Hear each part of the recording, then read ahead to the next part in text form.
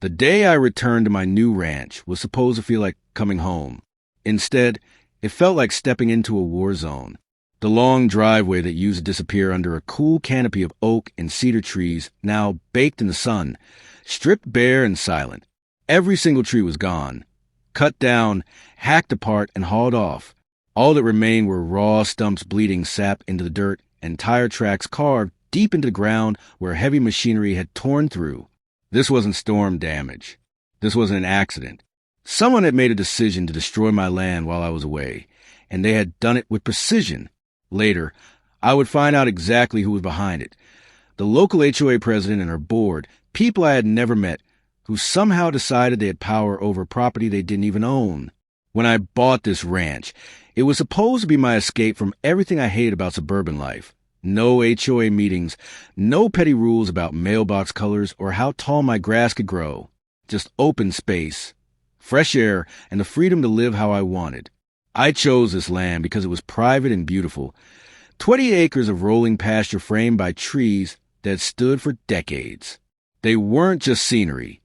They were part of the land's soul, holding the soil steady, shading the creek that ran along the back, and marking the seasons with their changing colors.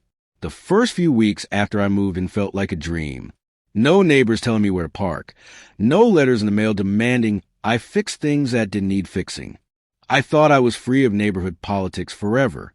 But I didn't know that just over the fence, a ruthless HOA board had been quietly expanding their reach, looking for properties to pull into their so-called community improvement plan.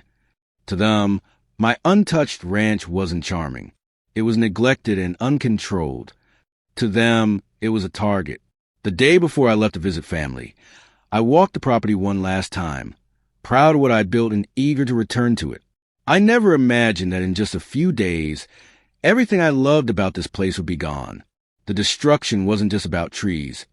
It was about power. And as I stood there staring at the wreckage, I realized this fight was only beginning. I spent the first night back on the ranch sitting on the porch, staring into the empty space where the trees used to stand. The silence felt wrong. Without the rustling canopy and the soft hum of cicadas echoing through the branches, the land felt exposed, almost wounded. But the more I thought about what happened, the more I realized this wasn't a random act of vandalism. This was organized, deliberate, and done under the pretense of authority.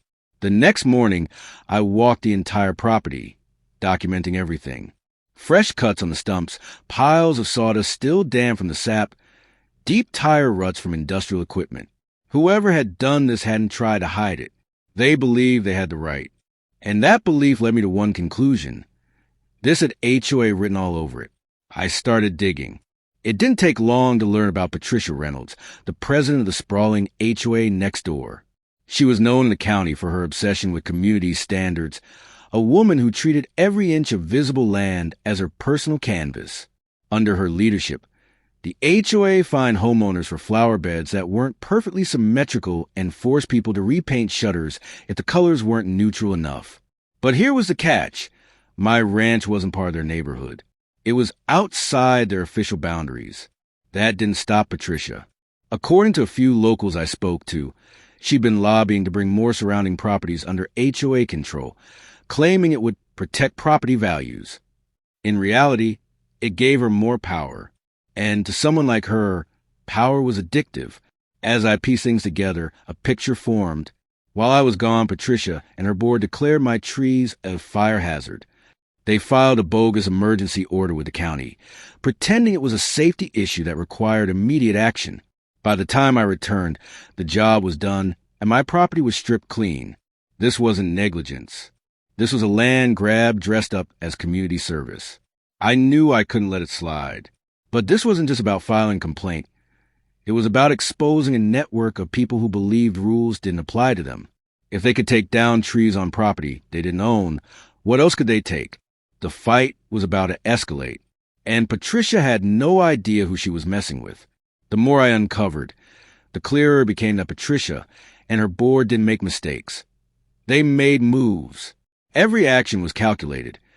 Every word buried in paperwork designed to look official. They hadn't just cut down my trees. They built a false narrative around me, labeling my property as unsafe, unmanaged, and in urgent need of intervention. I needed proof, not just suspicions. So I started gathering everything. I pulled county records and found the so-called emergency order Patricia filed.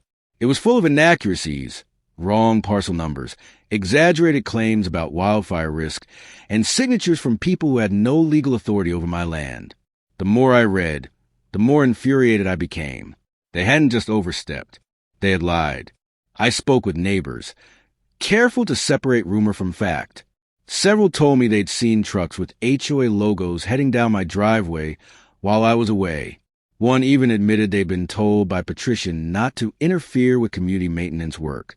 Community maintenance on property the HOA didn't even govern. The arrogance was staggering. Next, I checked my security cameras. I expected to see footage of trucks and workers. Instead, I found something worse. Blank gaps in the timeline. Hours missing. Someone had tampered with my system. Whether it was deliberate sabotage or someone cutting the power while running equipment, it meant one thing. This wasn't sloppy work. This was coordinated. By the end of the week, I had a binder full of documents, photographs of stumps, written statements from witnesses, and even drone footage from a local friend showing HOA trucks parked near the entrance to my ranch. It was more than enough to prove what had happened. But evidence alone wouldn't stop Patricia. People like her didn't back down because they were caught. They doubled down. I realized this wasn't an end with a polite letter or a phone call. This was going to court. And if I wanted to win, I had to hit them where it hurt.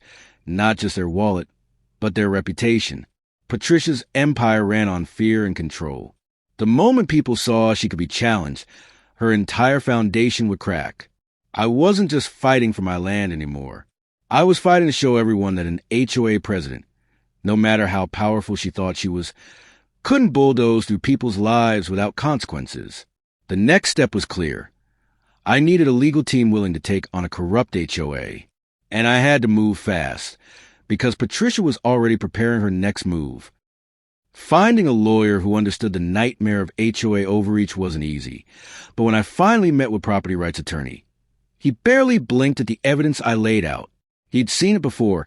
Power-hungry boards trampling over private landowners who didn't have the time, money, or courage to fight back. But this case wasn't just another dispute over mailboxes or fence height. This was outright destruction of private property. The legal strategy came together quickly. First, file for damages to cover the cost of every tree they destroyed, plus restoration of the land. Second, push for punitive damages to punish their reckless actions. Third, expose the fraudulent emergency order they filed with the county, because if we prove they lied on official documents, Patricia and her board members wouldn't just face fines. They could face criminal charges. As we prepared the lawsuit, I also started fighting back in another way, by telling the story. Quietly at first. I spoke to local reporters who had been covering HOA abuse for years, and they immediately saw how big this was. HOA board clear cuts private ranch without permission practically wrote itself as a headline.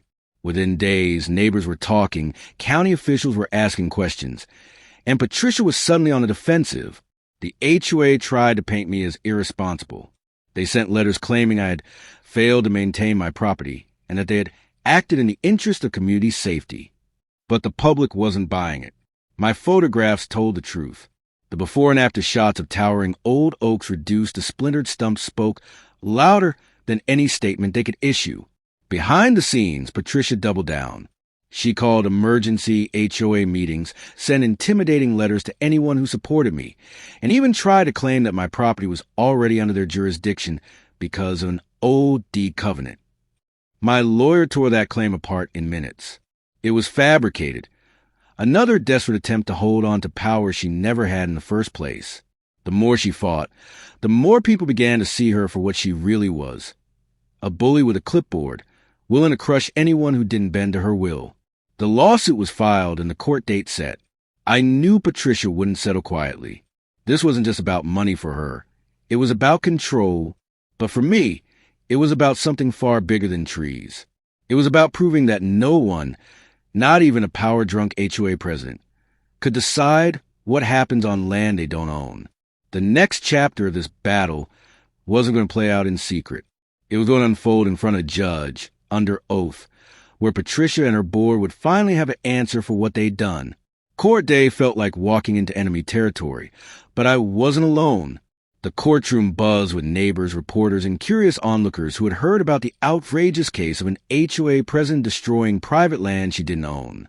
Patricia walked in as if she still ruled the room, but her confidence faded fast as the evidence stacked against her. My lawyer started with the fraudulent emergency order, tearing it apart line by line. The parcel numbers didn't match. The signatures came from people with no legal authority. The claim that my trees pose a fire risk was destroyed by expert testimony. Photos of my untouched land before the incident and the wreckage afterwards spoke louder than any excuses. Then came the witnesses. A neighbor testified that Patricia bragged about cleaning up the area while I was away. Another admitted she threatened fines for anyone who questioned her actions. When the security footage gaps were presented, along with proof that the HOA's hired crew had been on my property the entire time, the case became undeniable. Patricia's empire control crumbled in real time. The judge didn't hold back. He ruled that the HOA had acted with blatant disregard for property rights. Patricia and her board were ordered to pay full restitution for destruction, punitive damages for willful misconduct, and all legal costs. The court also issued a permanent injunction forbidding any further HOA interference with my land. Any violation would mean immediate penalties. Patricia's power evaporated overnight. The HOA board forced her resignation, and her carefully cultivated image of authority collapsed. What she thought would be a show of dominance turned into her public humiliation. Back on the ranch, I stood over the stumps where the oaks once stood and felt a strange mix of loss and victory. The trees would take years to regrow, but I had the means, and more importantly, the freedom to make it happen. My land was secure again, and Patricia had been taught a lesson she'd never forget. This battle wasn't just about trees. It was about proving that no HOA, no president, and no self-appointed authority could decide what happens on someone else's property. And now, everyone in the county knew it. The ranch was mine again, untouchable,